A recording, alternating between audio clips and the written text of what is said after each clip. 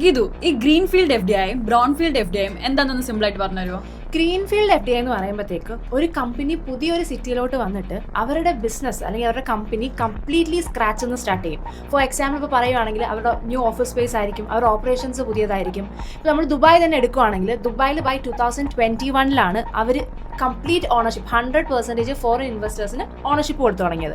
അപ്പോഴത്തേക്ക് എന്താ സംഭവിച്ചതെന്ന് പറഞ്ഞാൽ ജബൽ അലി ഫ്രീ സോണിലെ അത് കണക്കിന് ഇന്റർനെറ്റ് സിറ്റിയിലൊക്കെ പുതിയ പുതിയ കമ്പനീസ് വന്നിട്ട് അവരുടെ ഓപ്പറേഷൻസ് സ്റ്റാർട്ട് ചെയ്തിട്ട് അങ്ങനെ ഇൻവെസ്റ്റ്മെന്റ് ചെയ്യുന്നതിനാണ് നമ്മൾ ഗ്രീൻഫീൽഡ് ഇൻവെസ്റ്റ്മെന്റ് എന്ന് പറയുന്നത്.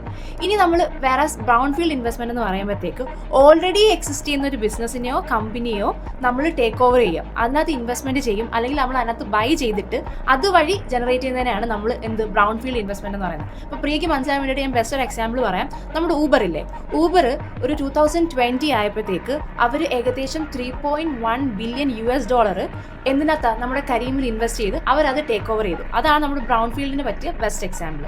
അപ്പോൾ നമ്മൾ വിചാരിക്കുക എന്താണ് ഇപ്പോൾ ഈ ഇൻവെസ്റ്റ്മെന്റ് കൊണ്ടിട്ടുള്ള ബെനിഫിറ്റ് എന്താണെന്ന്. ഇപ്പോൾ ഓൾറെഡി ഇവിടെ FDIs ചെയ്യുമ്പോഴത്തേക്ക് ഇത്രയും കമ്പനീസ് ഇവിടെ ഒന്ന് സ്റ്റാർട്ട് ചെയ്യുമ്പോഴത്തേക്ക് നമ്മുടെ ദുബായ് കണക്കുള്ള ഒരു സിറ്റിയിൽ എക്കണോമിക് ഗ്രോത്ത് ഉണ്ടാവുകയാണ്.